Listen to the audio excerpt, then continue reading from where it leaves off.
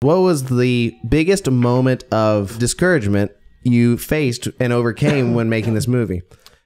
I mean, you know, honestly, there was none. Like, people said no along the way, but I got it. Like, if somebody said no, I was like, yeah, you're smart to get away from this. It wasn't going to be for everybody any step of the way, so I was never, you know, discouraged by somebody being like, you know, don't do this, or why did you do this, or I saw this, what the fuck did you do?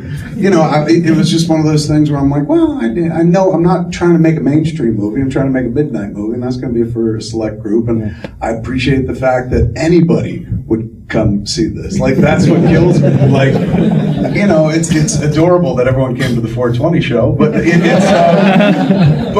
it's like I walked into the hallway, you know, about maybe a quarter of the movie left to go, and looked in and saw people, and I'm like, it's so fucked up, man. Like, a year and 3 months ago, we were sitting in a room with that podcast, which you just heard at the end. It was just that casual, like, oh my God, and we're just sitting there giggling. Obviously, I'm fucking baked.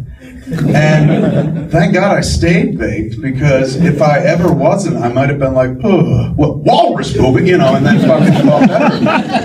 But it was just such a weird chautauqua that even if somebody was like, don't do this, and believe me, there were people like Justin, I gave Justin the script, Justin gave his agent the script, Justin's agent said to Justin, please don't do this. He's like, you're already the Apple guy, don't be the Walrus guy. No. But Justin was like, it makes me scared too, but that's why I wanted to do it. You know, the idea of like fucking not being able to speak and trying to emote without using words. He's like, that's an acting challenge and stuff. So every step of the way, you know, there were people who said no, but there were people that said yes. And the people who said no, I absolutely understood. I mean, I understand it now. I've been reading all the tweets. I've read all the reviews and stuff, good and bad, and that none of them made me sad. I was like, even when I read bad ones, I'm like, oh boy, they nailed it. You know, it's just. But it's like, you can't, like, the movie's kind of bulletproof in my opinion, because anything you say about it is accurate. You know what I'm saying? Like, if somebody, I was always prepared. The moment I was like, I'm gonna fucking make this Walrus movie, I had to be prepared for like the two sides of the coin. Yeah. People would come up to me and be like, this is my favorite movie you've ever done. And I could stand there and be like, isn't it? And then people would come up to me and be like, you're fucking retarded. And I could be like, aren't I? You know, like, I get it. Like, I understand it could work either way. So based on that, there's no discouragement. The only kind of a worry or hurdle is always the financial one, because unfortunately, making a fucking Walrus movie costs a few bucks. So you want to make sure everyone's bets are covered. But the movie was 2.8 million bucks. So we covered our nut over foreign sales. We sold to Sony International and a bunch of other territories overseas. A24 picked it up domestically and stuff. So Demarest, who financed it, XYZ, they sold it internationally. We all got covered. So, you know, a long time ago, we were in the black just waiting for the movie to come out. So as long as you take care of the biz, that's the only discouraging part, right? It's just like, oh, that fucking, you know, climbing the wall of the financial aspect of this business. Once you take care of the financial aspect, take care of the biz, then you can just have fun with the show. So much so that, like, movie's probably gonna do like $1 million for the weekend. That fucking blows my mind that fucking this movie made $1 million at all, that it exists at all.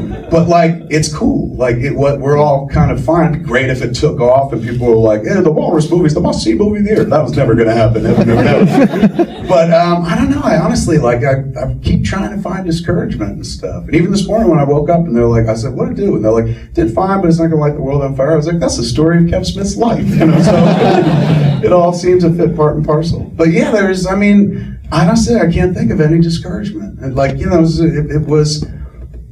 there was always going to be a faction that's like, why bother? But honestly, I just felt like younging it up, you know, like good shit people, like, I saw some reviews were like, this is juvenile, and I'm like, thanks, because I don't know, it felt good to do something fucking young and stupid. This movie's stupid, like, I get it. I hope by the time you sit through the credits, you're like, oh, they know it's stupid, they're not playing it straight. We got a cast that's wonderful, and they're playing it like they're in fucking Argo, but everybody is in on the joke, like, we all know it's fucking stupid. And it's one of those movies that, like, only a fucking kid would make because it's stupid, but I'm 44. I'm closer to the grave than the fucking beginning. So I'm happy to make a movie that only a stupid kid would make, man. I dialed my clock back like 10 fucking years. And all of a sudden I was like, I'm going to make another movie. And this time I'm going to make a movie that's like PG-13. I'm just keep throwing all these things, these little hurdles, not discouragements, but like, all right, let's see what we'll do it this time. Like, what's the reason to do it? This time the reason was open source in the movie. I put up that podcast. Some people heard that. It's much longer, of course, in the real world. But some people heard it, and there were a few people on Twitter who were just like, is that it? Are you kidding me? Is that allowed? Is that how simple it is to begin? And I was so fucking touched by that, because I'm a self-starter. I know how to get started. I'm a masturbator, so I know exactly how to begin. Some cats don't know how to take that single step. You know, they talk about the journey of a million miles. They don't even know how to do that one. And that's the most difficult. They never tell you that part. End step's easy. First step is like takes everything you are to fucking move forward. So there were a bunch of people listening that were like, oh my God, fucking, you guys sat around and you and your friend said a couple movies, Human Centipede, fucking, you said, shit, Iron Man. Like at the end, you literally say, hey, we'll do like they did in Iron Man, where Jeff Bridges shows up in a bigger suit. And that's what we did in the movie. I guarantee you, nobody's watching that scene going, they stole that shit from Iron Man. But people were listening, and they were like, that's okay? That's allowed? You know, they assume that there's some sort of like alchemy, that you go to a safe and you pull out this dusty document, you start saying some incantations, and a script is born. It's like bullshit. We all consume art and then spit out our own version of that art. That's what Quentin does. Quentin consumes a lot of art and then spits out his version of that genre. It's amazing. So there were people sitting there going like, that's allowed? And like, that grabbed my heart, because I knew in some alternate timeline, I am that fucking kid going, that's okay? Is that how you begin? Is that how you get started? So, you know, one thing I love is the fucking audience more than anything else. They've afforded me the ability to do anything I want for the last fucking 20 years, including dress like a child.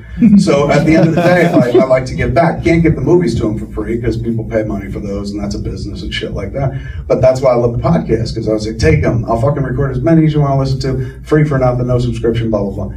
But then when I heard people going, shit, is that how you get started? Like, you make movies for a living. I literally heard you and your friend talk about 4 other movies, and you were like, that plus that plus that equals Tusk. That's okay? And I wanted to show them, like, yeah, it's okay. Fucking, it's art. Everything's fucking allowed. Whatever gets you to that story, fucking boom, man. We listened to it. We read an ad in the podcast, and it turned into this. So I figured, like, fuck, let me open source the whole movie and show them. Like, they're never really there for the moment of inspiration.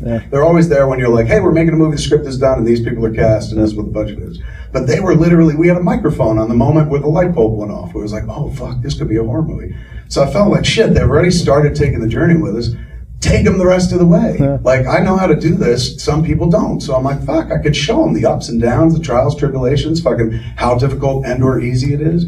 And, you know, some people are like, well, you fucking make movies for a living, so of course it was easy for you. I stopped making movies for a living very fucking habitually a couple of years ago and shit, and salted the earth, so it wasn't easy for me to get it going. But there was some element, and of course we all know what it was the Walrus. You say the word Walrus and people go, wait, what? You know, and suddenly it gives you enough space to get in there. Like, I think the brilliance of that ad was it was Walrus. If he had said horse or python or fucking duck, like, I don't think, I never would have fucking thought about making the movie, but it's because it's Walrus. You go, ew, wait, a walrus? Because you start doing the mathematics going, well, how would a man even become a walrus? I guess you got to cut his fucking legs off, use all my arms again. And with that space, I could get in there and fucking be like, I'll show you what it looks like, you know? So, I don't know, it was fun to do and to show to everybody, every step of the way, even now with release, and now they'll be there for time immortal, like the A24 people let folks on Thursday night who went to the sneak previews, like, take pictures of their ticket stubs and then hashtag it, put it in, and they're gonna put all their names on like the DVD and the Blu-ray and shit. So everybody that, you know, woke up one morning, listened to that podcast and was like, yeah, fucking whatever, walrusyes. Took them 7 to 10 seconds to tweet that, to hashtag it. And that 7 to 10 seconds they took, you know, across the spectrum of 1,000 people, changed my life. I was like, I was out, I was done. I didn't want to make movies anymore and shit. I didn't think I was very good at it. And after this, I'm still not sure I'm good at it. But at least I gave it a shot again. And, you know, it must not be all that bad. Fucking pretty famous dude showed up. So it's just like, wow, maybe we're onto something. And then it led to the fucking next thing, and suddenly I was back on an adventure. So I thank everybody in this audience who fucking said Walrus yes. Even if you said Walrus yes, to be like, I can't wait to watch him fail again. You know, it gave me enough to be like, all right, fucking, there's enough people to give it a shot. And this was never manifest destiny. It was never like, Walrus or bust. It was really just like, pushing whimsy. Like every morning I woke up and said, let me see how far I could take it. And if at any moment, discouragement ever would have shut it down, and somebody was just like, this is never going to fucking happen, I would have been like, this school is probably a stupid idea anyway. But I just kept pushing whimsy every day until suddenly, 6 months after we recorded that podcast, I was sitting on a set going, all right, I guess, action. And there's Justin dressed like a walrus going, So I don't know, it's a really wonderful story. I mean, I think if you look at the movie by itself, you might be like, what the fuck? Or even if you look at the movie in context, you're like, what the fuck? But coming into this cold without knowing the backstory or anything like that, it would be a very fucking strange movie. But if you know the backstory, and that's kind of what my work is. It doesn't begin and end in the theater. You know, Harvey Weinstein years ago told me a very fucking stupid throwaway comment, which he probably doesn't even fucking remember to this day, but it changed my life. And we first sat down in Miramax offices when Clerks got picked up, and he's sitting there doing 4 things at once and shit. And they're like, the boys who made Clerks are here, you're supposed to talk to them today. And he's like, oh, welcome to the family. We were like, thanks. He goes, what can I tell you about film? All right, here you go. Movie doesn't begin and end when the curtain goes up and then the credits roll. He's going, if you're really good at this job, your movie begins before they even get to the theater. And if you're a magician at this job, it never fucking ends. The story keeps going. You got that? And I was like, okay. And then he talked about fucking Clerks and how he wants to put it in multiplexes. And then we moved on. And that, you know, I was like, that was the most successful person I've ever met in my life at that point. And he did the thing that I dreamed about doing. He took weird art house movies and fucking took them to the people and shit like that. He was my hero, P.T. Barnum in the flesh. He said that thing and I was like, all right, that's something to build a career on. So that's for me, like, the more important thing. Like, I get it. Like, Fincher is a brilliant filmmaker. He can make a film, step away from it, and it stands by itself. You don't need to know, like, fucking, oh, one day Fincher was stoned with his buddy and they recorded a podcast and it became this movie.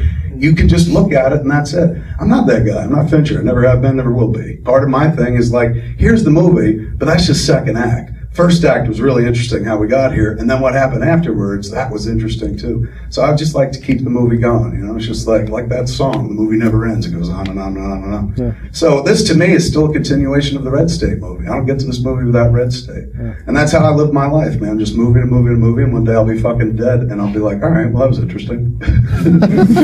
All right, on to something else, that's a little more. Yes, right there.